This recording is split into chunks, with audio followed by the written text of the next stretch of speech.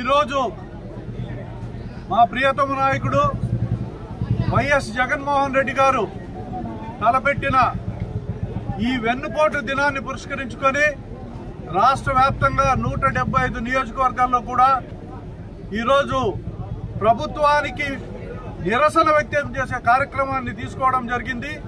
కదిరి నియోజకవర్గంలో మక్బూల్ బాషా ఈరోజు ఇన్ఛార్జిగా ఉన్నారు.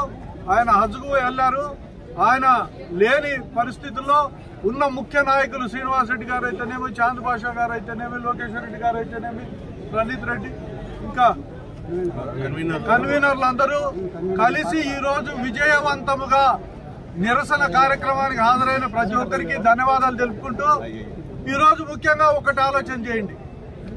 సంవత్సరం కాలం పూర్తయింది అంటే ఈ నాటితో రిజల్ట్స్ వచ్చి ఈ ప్రభుత్వం అధికారంలోకి వస్తుంది అనే సంకేతం ఈరోజు వెలువడిన సందర్భంగా నేను చంద్రబాబు నాయుడు గారి మాటలను గుర్తు చేసే ప్రయత్నం ఒకసారి చేస్తా. చంద్రబాబు నాయుడు గారు భవిష్యత్తు గ్యారంటీ బాబు షూరిటీ అనే ఒక పత్రాన్ని రాష్ట్ర వ్యాప్తంగా ఉండే అన్ని గ్రామాల్లో అన్ని కుటుంబాలకు కూడా చేరవేయడం జరిగింది. ఇందులో ఆయన ముఖ్యంగా చెప్పిన విషయాలు ఏంటంటే జూన్ 2024 నుంచి నేను ఈ కార్యక్రమాలను అమలు చేస్తాను అని చెప్పి ఒక సంతకం పెట్టి ఈ బాండ్ను ప్రతి ఇంటికి ఇచ్చి ఒక మోసపూరితమైన కుట్రకు తెరదీశాడు అని చెప్పి ఈ సందర్భంగా తెలియజేస్తున్నాను. ఇంత అవసరమా? 4 సార్లు ముఖ్యమంత్రి అయిన వ్యక్తి ఇటువంటి మోసపూరితమైన కార్డు ఇచ్చి మీరు మోసం చేసే ప్రక్రియను చేశారంటే, దీని ద్వారా మీరు ఎన్నికల్లో విజయం సాధించారంటే ఇంతకంటే అవమానం లేదు. సిగ్గుచేటు, తల వంచుకోవాలని చెప్పి ఈ సందర్భంగా నేను డిమాండ్ చేస్తున్నాను, చెప్తున్నాను. అయ్యా చంద్రబాబు నాయుడు గారు, మీరిచ్చిన హామీలు గతంలో ఉండేటివి కూడా మీకు ఈరోజు గుర్తు చేస్తున్నాను. 2014-19 మధ్యలో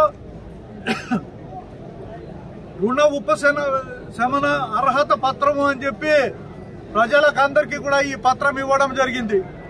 ఈ పత్రంలో సారాంశం ఏదంటే 4-5 విడతల రుణమాఫీని నేను చేస్తాను అని చెప్పి ఈ పత్రం కూడా ఇవ్వడం జరిగింది. అంటే దీని అర్థం ఏంది? నీవు అందరికీ కాగితాలు ఇస్తావు, అందరికీ బాండ్లు ఇస్తావు, అందరి దగ్గర ఓట్లు వేయించుకునే దానికి ప్రయత్నం చేస్తావు. అయిపోయిన తర్వాత నీ నిజ స్వరూపం బయటకు వచ్చే పరిస్థితులు ఈరోజు ఉన్నాయి. ఇదే నీ నైజాం. అందుకే మా నాయకుడు వెన్నుపోటు దినంగా చెప్పాడు. మేమేం వెన్నుపోటు నువ్వు ఏదో మీ మామను పొలిచినావని చెప్పి మేము అనడంలే, మీ సడుగుళ్లకు వెన్నుపోటు పొడిచినామని చెప్పి మేము అనడంలే, నీ బామర్దులకు వెన్నుపోటు పొడిచినామని చెప్పి మేము అనడంలే, మీ వదిన రాజంపేట పార్లమెంటుకు పోటీ చేస్తే 2014లో వెన్నుపోటు పొడిచినామని చెప్పి మేము అనడంలే. మేము ఈ రాష్ట్రంలో ఉన్న 5 కోట్ల మంది ప్రజలకు వెన్నుపోటు పొడిచిన దినం ఇదే. ఎందుకంటే ఈ రోజే వర్డిక్ట్ వచ్చింది కాబట్టి, నీకు ప్రజలు అధికారం ఇచ్చారు కాబట్టి, నిన్ను ముఖ్యమంత్రి చేయాలని చెప్పి కూడా భావించారు కాబట్టి ఈ రోజే వెన్నుపోటు దినంగా ఈ రోజు మేము తీసుకోవడం జరుగుతుంది. నేను అడుగుతున్నాను, ముఖ్యంగా మీరిచ్చిన సూపర్ 6 హామీలు ఈ రాష్ట్ర వ్యాప్తంగా ప్రజలందరికీ తెలుసు, ట్రోల్ అవుతా ఉన్నాయి. నిన్ను ఎండార్స్ చేసిన పవన్ కళ్యాణ్ గారు ఈ రోజు మౌనంగా ఉన్నారంటే ఆయనకు సమాధానం చెప్పాల్సిన బాధ్యత పవన్ కళ్యాణ్ ఉంది. సంవత్సరం అయిపోయింది. సూపర్ 6 అనేది నేను అమలు జరుపుతాను, ఆడపిల్లలకు డబ్బులు ఇస్తాను, విద్యార్థులకు డబ్బులు ఇస్తాను, నిరుద్యోగులకు డబ్బులు ఇస్తాను, ఇవన్నీ చెప్పడం కాకుండా 20 లక్షల ఉద్యోగాలు ఇస్తామని చెప్పి 4 లక్షల ఉద్యోగాలు ఉఫ్ అని గాలికి ఊదేసినావంటే ఈరోజు నీ నిజ స్వరూపం బయటకు వస్తుంది. అలాగే ఈరోజు జగన్మోహన్ రెడ్డి గారు తీసుకున్న మంచి కార్యక్రమాలు, ఏవైతే రేషన్ బియ్యం ఇంటింటికి తీసుకుపోవాలని అనుకున్నాడో, ఏవైతే మిగతా కార్యక్రమాలు ప్రజలకు చేరువుగా పెట్టాలని వాలంటరీ వ్యవస్థ పెట్టుకున్నాడో, లేకుండా పోతే సచివాలయ వ్యవస్థను బలోపేతం చేశాడు, ఇవన్నీ కూడా నిర్వీర్యం చేశావు. ఇప్పటికి కూడా నీవు గుర్తు చేసుకోవడంలే. ముందస్తు ఋతుపవనాలు ఉన్నాయని చెప్పి సంకేతం నీలాంటి విజనరీకి ఉండి తీరుతుంది. అయినా ఈరోజు ఈ ప్రాంతం కరువు ప్రాంతం, చెనిక్కాయ ప్రధాన పంట అయితే ఇంతవరకు విత్తన సరఫరాను ఇంతవరకు బాధ్యతగా తీసుకోకపోవడంతో ఆ ఋతుపవనాలు కూడా వెనక్కిపోయే పరిస్థితులు వచ్చినాయి. మీరు ఇప్పటికే ఆలస్యం చేశారు. ఇప్పటికే విత్తనాలు సరఫరా చేయాలా, చేయకుండా ఆపినారు. అంటే ఈ ప్రభుత్వం రైతుల పైన ఎలాంటి ప్రేమ చూపిస్తుందో ఒక్కసారి ఆలోచన చేయమని కూడా ఈ సందర్భంగా తెలియజేస్తున్నారు. ఒక నయవంచకుడు పరిపాలన 14 సంవత్సరాలు ముఖ్యమంత్రిగా బడ్జెట్లు ప్రవేశపెట్టిన వ్యక్తివి. ఇది 15వ సంవత్సరము.